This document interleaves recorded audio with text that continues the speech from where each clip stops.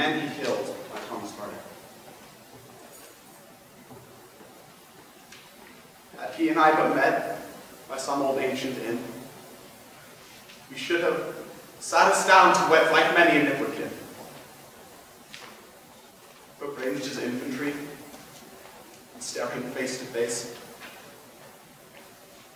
I shot at him, as he did me,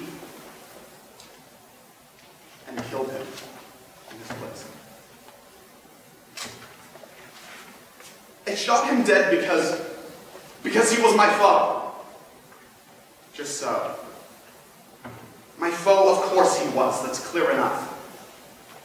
Although, he thought he'd list, perhaps, offhand, like, just as I, out of work, had sold his traps. No other reason why. Yes, quaint and curious, war is. You shoot a fellow down, you treat, met where any bar is, or help to half the crown.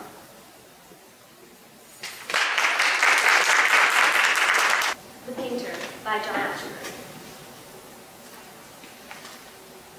Sitting between the sea and the buildings, he enjoyed painting the sea's portraits. But just as children might imagine a prayer to be merely silence, he expected his subject to rush up the sand and, seizing the brush, plaster its own portrait on the canvas. So there was never any paint on his canvas, until the people who lived in the buildings put him to work.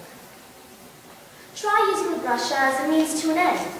Select, for a portrait, something less angry and large, and more subject to a painter's moods, or perhaps to a prayer. How could he explain to them his prayer that nature, not art, might serve the canvas? He chose his wife for a new subject, making her vast, like ruined buildings, as if, forgetting itself, the portrait had expressed itself without a brush. Slightly encouraged, he dipped his brush into the sea, murmuring a heartfelt prayer. My soul, when I paint this next portrait, let it be you who wrecks the canvas. The news spread like wildfire through the buildings. He had gone back to the sea for a subject. Imagine a painter crucified by a subject. Too exhausted even to lift his brush, he provoked some artists leaning from the buildings to malicious mirth. We haven't a prayer now, putting ourselves on canvas, or getting the sea to sit for a portrait. Others declared it a self-portrait.